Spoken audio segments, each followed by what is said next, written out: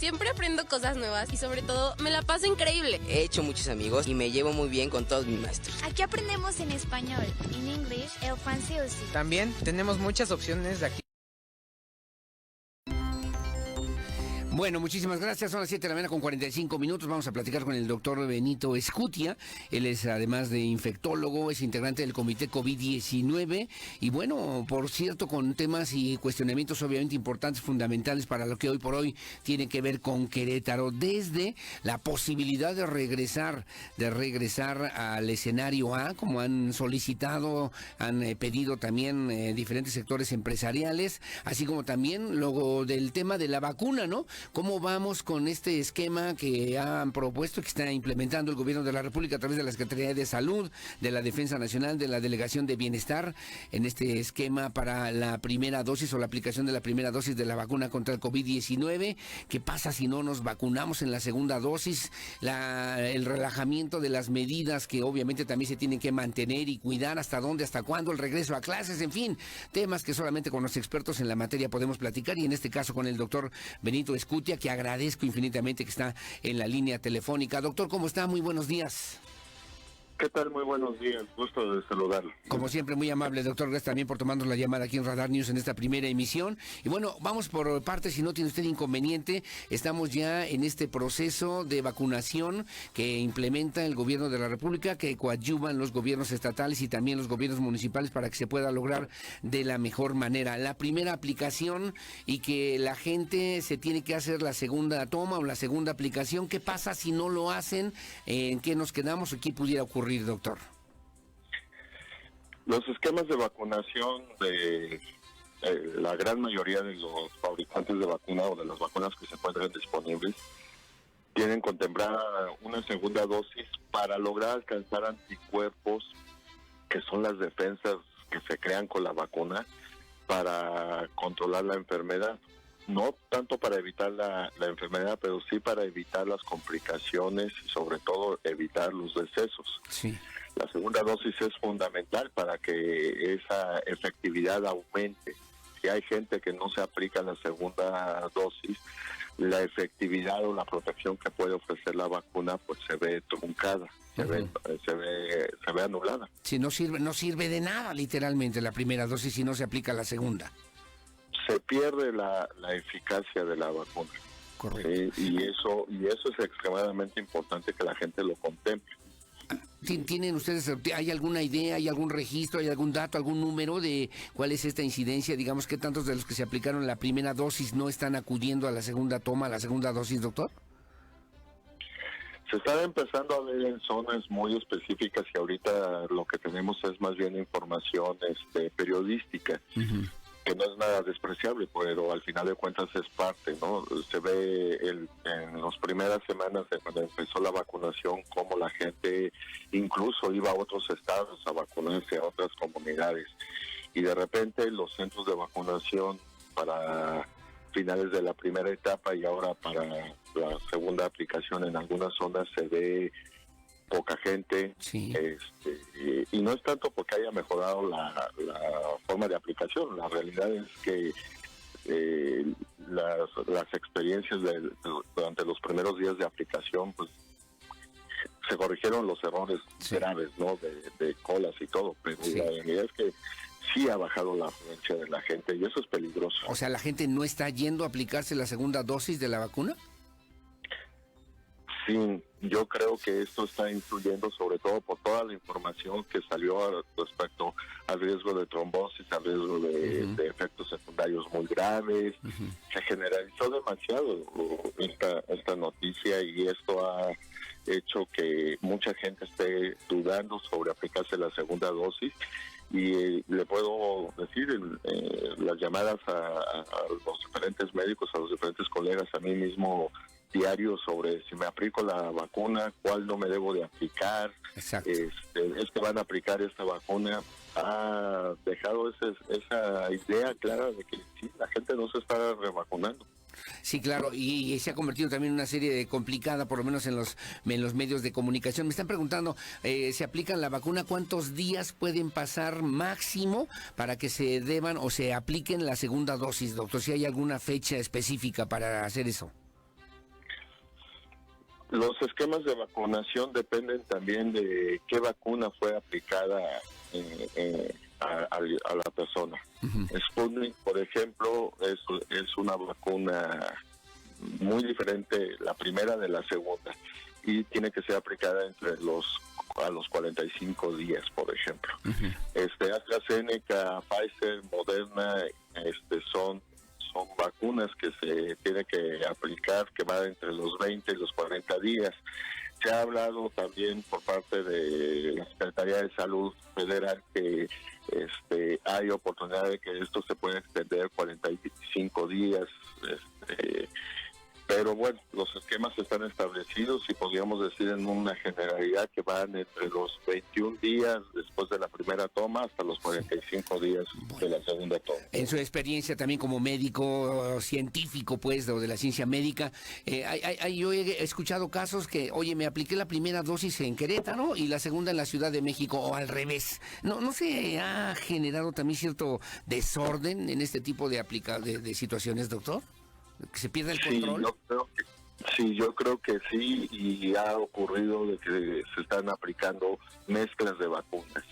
Se vacunan en Querétaro, Cancino, y luego van a la Ciudad de México y se aplican Pfizer, o fueron a la delegación aquí en Guanajuato, porque Guanajuato empezó a aplicar primero que Querétaro. Entonces sí, esto ha generado un desorden, ha generado combinaciones de dosis, y todo esto lo tendremos que evaluar en un futuro no muy lejano, qué tanta efectividad está generando esta combinación de vacunas. Sí, claro, que este es un esquema eminentemente preventivo que se verá a largo plazo. Hay otro tema, dos temas más que quisiera rápidamente, y aprovechando que estamos con usted en este espacio informativo, doctor. Se han relajado las disposiciones, las medidas. Ya mucha gente dice, oye, pues ya la estamos librando, ya se habla del regreso a clases en algunos estados como en Campeche, ya el presidente se puso la vacuna, pues ya como que no tiene, ya no es tan letal, por lo menos el SARS-CoV-2. Se han relajado estas disposiciones. ¿Cómo estamos en Querétaro, doctor? ¿Cómo estamos en este país?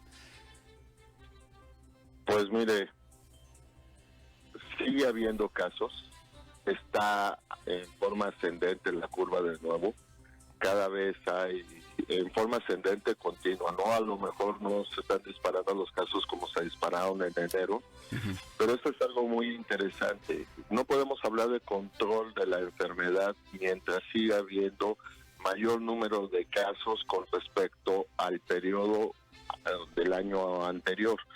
Es decir, el número de casos activos ahorita es muy superior al número de casos activos que teníamos el año pasado. Sí, el año pasado a nivel nacional, a finales de abril, andábamos en los casos activos, esto es casos enfermos, gente enferma en ese momento al corte y que tiene por lo menos 10 días enfermo.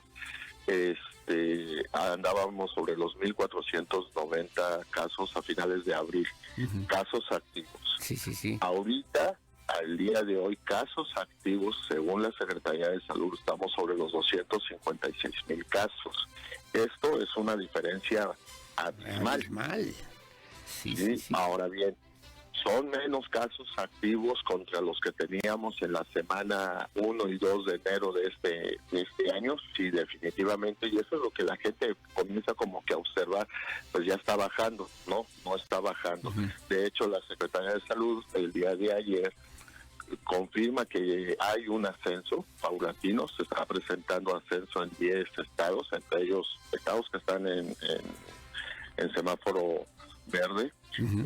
Chihuahua, el gobernador de Chihuahua está advirtiendo que Ciudad Juárez está teniendo un repunte importante en los casos, y para rematar la información, la OMS hace apenas 10 días estableció que lo peor de la pandemia está por venir. O sea, lo que le llaman la tercera ola, por lo menos, de este COVID-19, doctor, que sí es de a de veras, o sea, sí es en serio. Sí, mire, la tercera ola implica los famosos casos nuevos y la severidad de los casos. India ayer tuvo 256,000 casos nuevos, 128,000 muertos. Bolivia ahorita está ya a saturación. Chile, que era un país que viene aplicando buen nivel de vacunación, relajaron las medidas, está ahorita con un fenómeno muy importante de infecciones. Brasil, 3,000 casos de muerte todos los días desde que empezó el mes. Estados Unidos, a pesar de que lleva 250 millones de vacunas aplicadas, de funciones de 756 diarias en promedio. Hay que decir que Estados Unidos ha logrado ir bajando su tasa de mortalidad, que ese es el efecto de la vacuna, pero sin embargo sigue estando muy alto. Entonces esto no se ha acabado y tenemos situaciones en las que si comienza el relajamiento nuevamente, muy probablemente comencemos a ver de nuevo las imágenes que estábamos observando en diciembre y en enero. Caray. Doctor, circuló una información allá en los Estados Unidos precisamente donde decían que la vacuna que nos habían puesto no era la vacuna que servía. No sé si es parte de un rumor malintencionado de que era otra sustancia o que eran otras situaciones, que están haciendo ya un análisis para ver si la vacuna que se aplicó o las vacunas que se aplicaron en México realmente eran contra el COVID-19, doctor. ¿Qué hay a propósito de esto que me están preguntando? Me dice doña Delia Suárez de Plazas del Sol, haciendo rodar el rumor que la vacuna de Pfizer, por ejemplo, es de una mentira, que es pura agua. ¿Será solamente por pegarle al gobierno o cuál es la razón o qué hay detrás de eso? ¿Qué podemos decirle, doctor? No, yo creo que, bueno, ya aparecieron vacunas falsas, no nada más en México, en varias zonas. La OMS había advertido bajo su esquema de COVAX que se notificara a la Policía Internacional precisamente porque había ese riesgo de falsificaciones de medicamentos. Pero esto es un problema de mafia y de crimen organizado que atenta contra cualquier oportunidad. Pero las vacunas que están surtiendo los laboratorios son vacunas de alta calidad, son buenas, son las autorizadas. Obviamente hay efectos secundarios como en todos los medicamentos, y más cuando se aprueban de emergencia, pero los efectos y las reacciones son menores a los beneficios que se está obteniendo. Hay que tener confianza. La vacuna que se están aplicando son vacunas buenas. La realidad es que dice el rumor también de que las vacunas que manda Estados Unidos son malas. Eso no es así.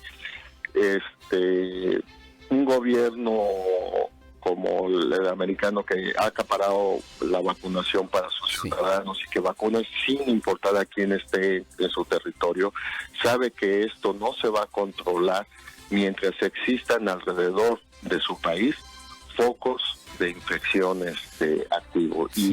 Pues no son tontos, no van a mandar vacunas que no sirvan y pongan en riesgo a la población fronteriza.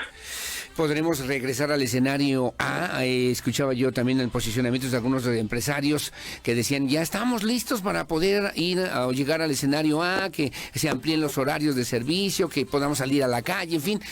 Sí estamos en posibilidades. Entiendo que este fin de semana el comité técnico va a resolver esta situación, pero ya estamos en Querétaro, por lo menos en posibilidad de irnos al escenario verde A o al semáforo verde, doctor, finalmente. Sí hay posibilidad, pero también tenemos que ser muy realistas. Si la gente sigue sin guardar distancia física, ya no hablemos de distanciamiento social o aislamiento social, sino guardar la distancia física, el uso del cubrebocas, que se ha ido logrando con mucho regaño, con mucho empuje, pero bueno, se ha ido logrando que la gente cada vez lo use más. Y damos la importancia de lavarnos las manos y todo. Habrá posibilidad de que regresemos a escenarios de menos control.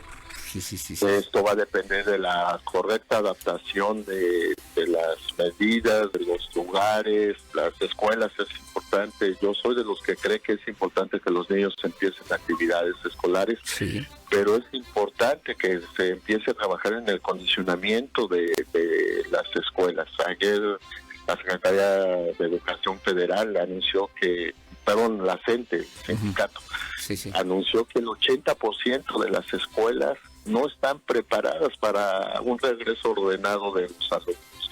No tienen distancia, el 60% no tiene baños en agua. Creo que eso es lo que tenemos que empezar a trabajar si queremos. Sí. No nada más esperar a que se levante el escenario A en el estado.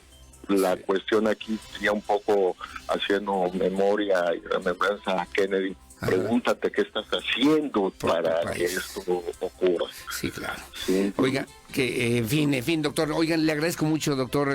Gracias además por tomarnos la llamada y platicar con la audiencia de Radar News, al doctor Benito Escutia, experto en la materia y además, pues con una trayectoria importante, infectólogo, miembro del comité COVID-19. La gente me pregunta, oiga, ¿se pueden transmitir o pasar, no sé cómo se diga, y perdonen la ignorancia, anticuerpos de una persona a otra? De hecho, sí se ha visto, por ejemplo, que los anticuerpos se pueden traspasar de la madre hacia el hijo durante el embarazo por medio de la leche materna. También hay estudios que indican que sí, los anticuerpos de la vacuna están pasando a través de la leche materna.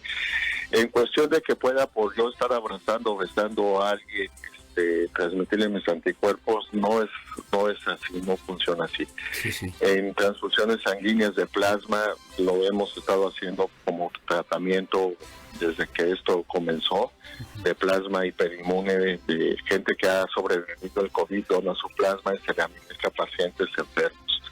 Es así como se da la adquisición de los anticuerpos. Correcto. Oiga, doctor, le agradezco mucho, doctor, y además gracias, Benito Escutia, y que nos haya hecho favor tomarnos la llamada para platicar con la audiencia de Radar News. Estaremos al pendiente y atentos. Si no tiene inconveniente, le estaremos dando lata en otro momento para que sigamos hablando con nuestra audiencia sobre estos temas que siguen siendo muy, pero muy importantes, definitivos y decisivos en nuestra vida cotidiana, doctor.